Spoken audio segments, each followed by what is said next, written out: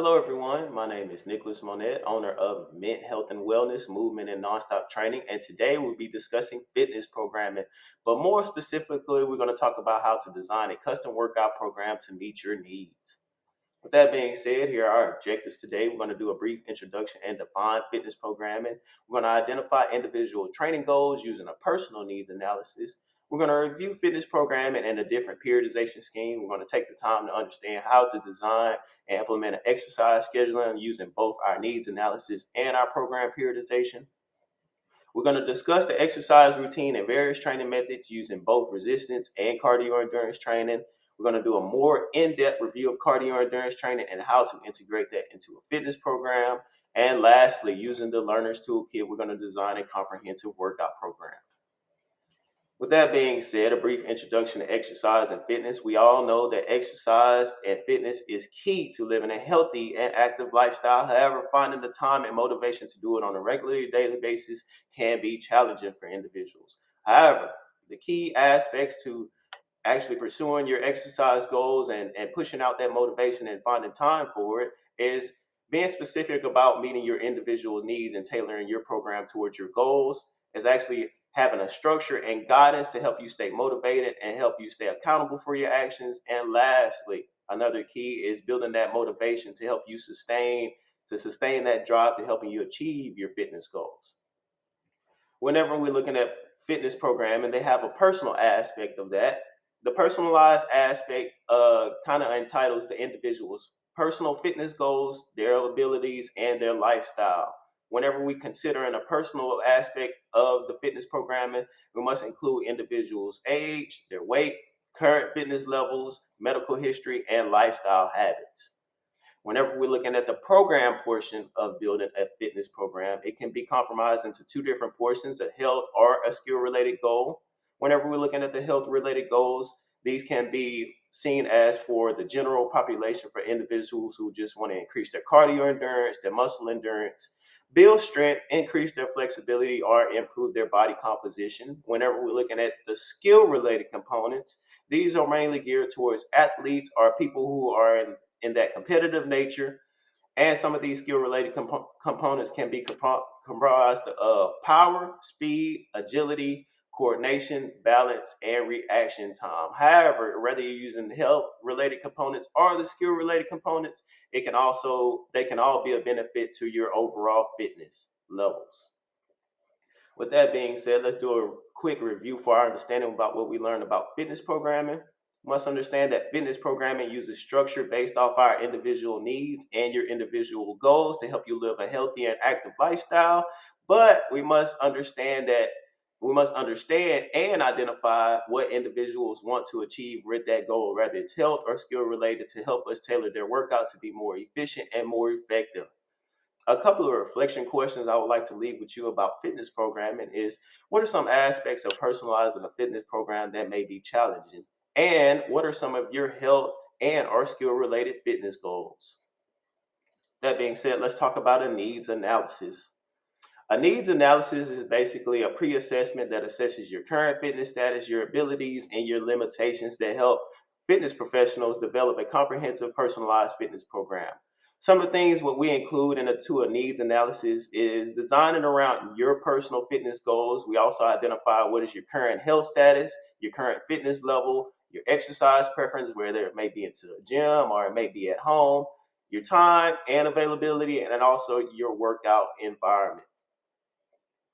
A needs analysis also include the training frequency. Whenever we're looking at the training frequency, it can help us divide our exercise routine into specific muscle groups and into specific training sessions based off our needs analysis. So whenever we're looking at our training frequency, it leaves us with two different questions. What exercises do you need to do in a week? And also, how many times do you need to train that specific muscle group in that week?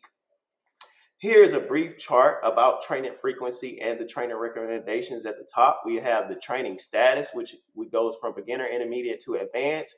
We also have the trainer experience. How many years do you have actually being doing physical fitness? And it gives you the recommendations for the frequency per week. So whenever we're looking at the beginner level, if you have a training experience of less than 2 months, we recommend 1 to 2 sessions per week. On the intermediate level, for individuals who have been training 2 to 6 months, we highly recommend 3 to 4 training sessions per week. And lastly, for advanced level individuals who've been training for more than 6 months, we highly recommend 4 to 7 sessions per week. Now let's do a quick check for understanding about what we learned about the needs analysis. Our needs analysis basically help us personalize our program. It helps individuals set the appropriate training frequency using the needs analysis to ensure that we touch all muscle groups throughout the week. A couple of reflection questions I would like to leave with you about our needs analysis is how does the needs analysis correlate with your personal goal? And based on the frequency chart, what would be your weekly training frequency? Now let's discuss periodization. Periodization helps us divide and break our program into more manageable periods and different phases. You will always have can start with an endurance phase and ultimately leading up to your peak power phase or your peak performance phase. But a periodization should always include a combination of cardio endurance, strength training, flexibility training, along with the proper warm up and cool down. And the different phases, they have various different variations of the different phases. The intensity level is sometimes can be based off your 1 rep max. The amount of volume is the total amount of weight lifted throughout the whole lifting session. And we also can get more in depth about being more specific about exercises. With that being said, our periodization scheme is based off the principles, especially with strength training, of progressive overload, which means the body adapts to stress over time and becomes stronger. Whenever we're looking at the periodization scheme, we must understand whenever we addressing different phases, it should include increasing exercise volume, intensity, and complexity over several weeks that can help us prevent plateau or reducing injury. And lastly, especially if we're looking towards more skill related goals, the periodization for strength can help us grow muscles and enhance our peak performance. With that being said, this is a quick in depth review about a periodization chart. Of course, you have your phases on the left side, your endurance, hypertrophy, strength, and peak power. You have your sets. Your sets correlates to your reps. Your reps is how many times you will perform one exercise, and your sets is how many times you will complete those repetitions within that exercise regimen. And the higher, let's talk about the volume and intensity. So the more sets you have and the more repetition includes the higher volume, but your intensity should be inversely of that. So if you have a higher volume, you most likely have a lighter intensity. So whenever we're looking at the phases, let's go ahead and start with the endurance phase. You will see a high volume with a light intensity. So your set range will be between 3 to 6 sets, and your repetition will be between anything between 12 to 15, but your intensity range would be relatively low compared to your run and rep max. So your intensity range for your endurance may be somewhere around 60%. During your hypertrophy phase, you will have a high volume with moderate intensity. You can see yourself doing anything between 3 to 6 sets. Your repetition may be between 8 to 12 reps, but your intensity will go up compared to your endurance phase from 60 to 75%. During your strength phase, you would have moderate volume and moderate intensity. Your sets can range from anywhere between 2 to 5. Repetitions can include 4 to 6 reps, but your intensity is spiked compared to your endurance and hypertrophy phase between 75 to 85%.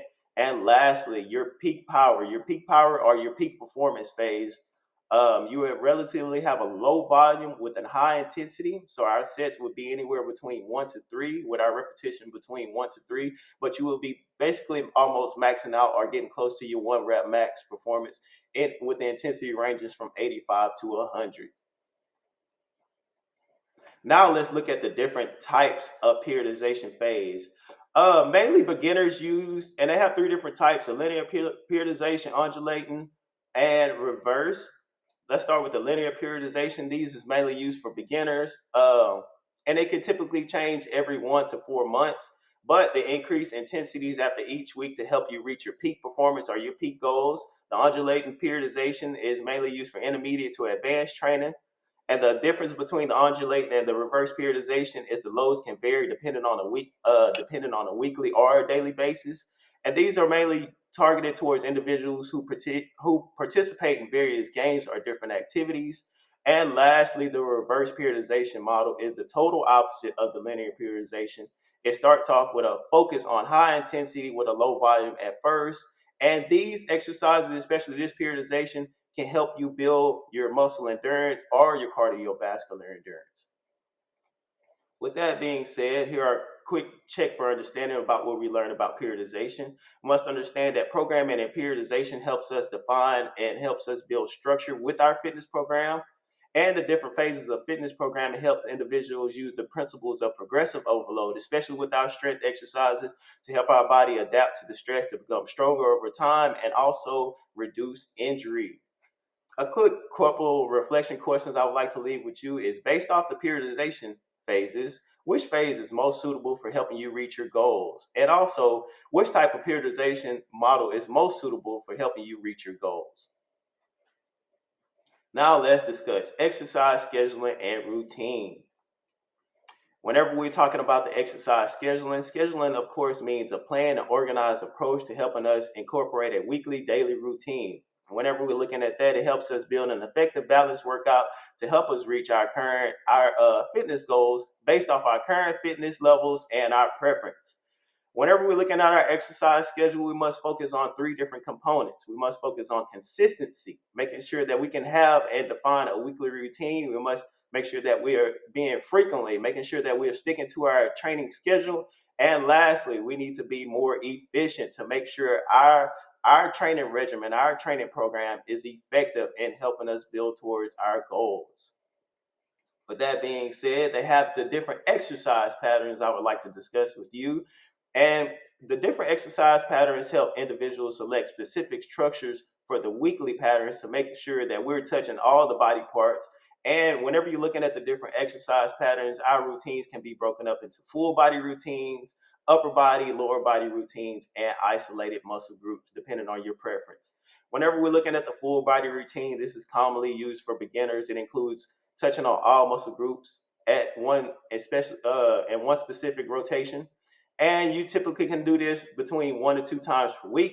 Whenever you're looking at the upper body, lower body routine, this can be used for beginner to intermediates and includes separating your upper body and your lower body. And same as full body, they can be performed 1 to 2 times per week. And lastly, whenever we're looking at our isolated muscle groups, they can be used for intermediate to advanced individuals. It divides muscle groups into specific days. However, each body part can be trained 1 to 2 times per week, but you also must include your resting periods. Our exercise routine, as I mentioned, it helps us build structure and discipline to help us maximize performance, but also helps us to stay on track towards reaching our goals.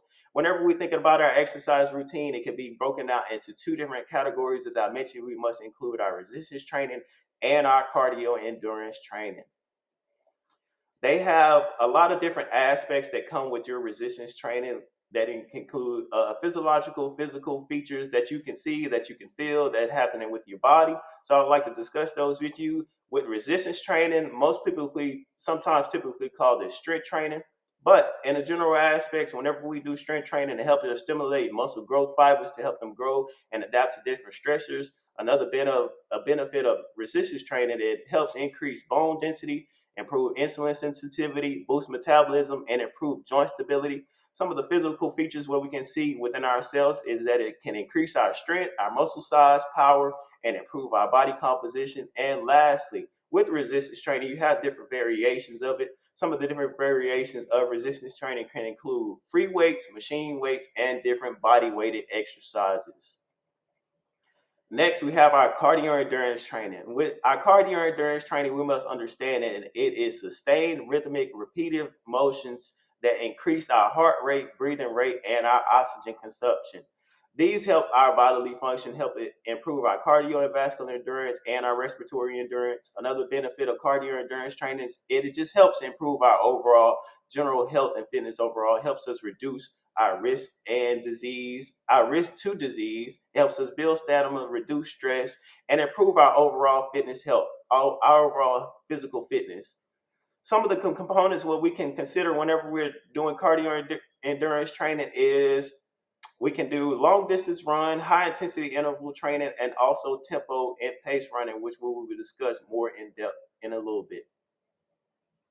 Here's a simple breakdown of an actual resistance training split. At the top, you'll have your 6 days per week. On 2 days, you can conduct your lower body, and your core, but you can have your 2 off days and then include your upper body. For a 3 day routine, you can have your upper body push, a lower body core with your core exercises, and an upper body pull. For 4 days training per week, you can have your upper body push, your lower body, your shoulders, and core. And shoulders also need to include post delts, lateral delts, and anterior delts. And you can have your upper body pull for 5 days a week. If you was considering training 5 days a week, you can break your resistance training split into upper body push, a lower body exercise, upper body pull, have your off day, another lower body exercise, and your shoulders and arms. And if you was training for 6 days per week, you can have your lower body, upper push and pull, shoulders and arms, back to lower body, upper push and pull, and lastly finishing off with your shoulders and arms. With that being said, let's do a quick check for understanding about scheduling and routine. We must understand that exercise scheduling and routines helps us build consistency towards reaching our fitness goals. And whenever we're thinking about our exercise routine, we must consider incorporating both resistance training and cardio endurance training, what we'll talk about a little bit. Now, I would like to leave with you a couple of reflection questions is what proactive ways to use the 3 key terms in the focus of exercise scheduling will help you develop an effective exercise schedule routine? And lastly, based on the training resistance split, which training pattern is most suitable for helping you reach your personal goals? Now let's talk about the cardio endurance training more in depth.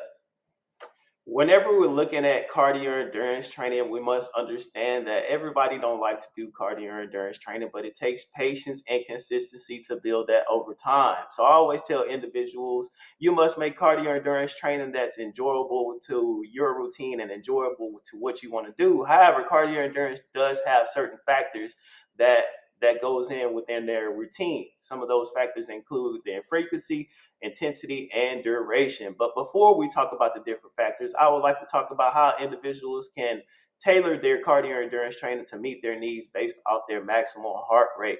So whenever we're looking at the max heart rate calculator, as I have right here, you will do 220 minus your age times your targeted heart rate intensity. And as the example right here, we have a individuals who are 23 years old and their targeted heart rate is 65 through 85%. So as I mentioned, we would take that 220 minus their 23, which would give us 197 beats per minute.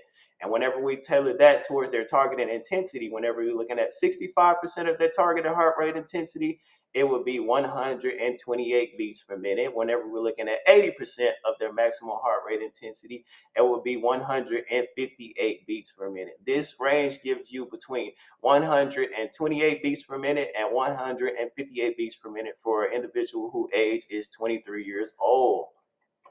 Now let's look at the different types of cardio endurance training. Whenever we're looking at the different types of cardio endurance training, we have long, slow distance, tempo slash pace running, Tabata training, high intensity interval training, which most people call HIIT, and fartlek running. Whenever we're looking at long, slow distance running, the time can be anywhere between 30 minutes to 120 minutes. They have no work to rest interval because you're working the whole time, but your intensity range of your heart rate max is 65 to 70%. Whenever you're looking at tempo and pace running, a tempo and pace run can typically last anywhere between 20 to 45 minutes. As mentioned, it doesn't have any work to rest ratio, but your intensity is a little bit higher between 85 to 90%. Tabata training. Tabata training can take anywhere between 5 to 15 minutes, but your work to rest interval is 25 seconds, 20 seconds of work with 10 seconds of rest. However, the intensity range is over 90% of your heart rate max during your work interval. High intensity interval training can be a little different because it varies depending on your resistance training, but the time typically lasts anywhere between 20 to 30 minutes. Your work intervals is mainly 1 minute, and your rest intervals is typically 1 minute as well. But like I say, the intensity range depending on your resistance training. And lastly, fartlek training.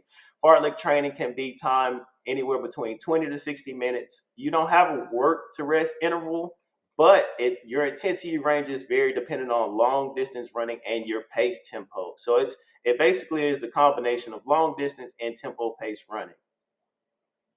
With that being said, let's do a quick check for understanding about what we learned about cardio endurance training. Cardio endurance training should be our primary portion of our individual fitness program or routine, along with our resistance training. And another thing we must consider is having a variety of cardio endurance training types can help us be more enjoyable towards the training. It also helps individuals reach our personal goals whenever we want to set a personal goal if we have any cardiovascular endurance goals. A couple of reflection questions I would like to leave with you are: what are some personal factors that can impact your cardio endurance training? And also, what types of cardio endurance training that we discuss is most interesting to you? Last one, using the Learner's Toolkit, we're going to design a workout program. Whenever we're looking at the workout program, this is just basically giving us a brief overview about the structure of what we're going to do on that day. You're going to always start off with a 7 to 12 minute dynamic warm up. You're going to start with your power and plyometric exercises first. Whenever you're moving into your strength routine, you're going to make sure you always target your major muscles first and then move on to your minor muscles. And if you have light cardio endurance within that workout phase, if you're doing resistance training, you want to include that last, and then you're going to have a 10-minute cool down after your workout routine for that day. Off day recommendations. I like to do any recreational activities. If that's swimming, playing tennis, playing baseball, anything that's recreational, just keep your body moving. I also suggest people doing an active stretch and light cardio. Also, mobility work and also phone work can work for any off day recommendations that you may have. Now, let's look at a sample of a workout program. And this workout program is based off a 6 day period. We can start off with your Monday, your upper body push. You'll have your bench press, your cable chest flies, dumbbell tricep kickbacks, and your cable tricep press downs to include your tricep muscles. Whenever we're looking at the Tuesday schedule, the lower body routine, I separated this for sagittal. You split your body in half, so basically, your movements will be forwards, backwards. We can have squats, lunges, leg curls, and leg extensions. On Wednesday, we did everybody favorite cardio day, which would typically can be a hit interval training session. Thursday, you have an upper body pull. You're working the opposite of your Monday. You have a barbell row, lat pull down, barbell bicep curls, and your hammer curls to touch on your bicep. Friday, we have another leg day, which is our frontal day, which splits the body in half between forwards and backwards. So all our movements will be side to side. If you do your Zumo squats right and you point your toes out, you can easily work your hip abductors at the same time. So our frontal day, including on Friday with our lower body, will include Zumo squats. And as I mentioned, our frontal are more side to side movements. So we have Zumo squats, side lunges, hip adductors, and hip abductors. You can also do those on the machine. And lastly, on Saturday, as I mentioned with our shoulders, we must include our posterior, lateral, and anterior deltoid. But a quick summary about a shoulder and arm workout and cardio, we can include a barbell shoulder press, dumbbell lateral raises, easy trap bicep curls, and cable tricep extensions to include our arms. And like I mentioned, you could do a light cardio day after that. With that being said, here's our last reflective recommendations about building our fitness program. A couple of questions I would like to leave with you is: how does your needs analysis align with your fitness program? And a couple of things that we can piggyback off that question is: what is your current fitness levels?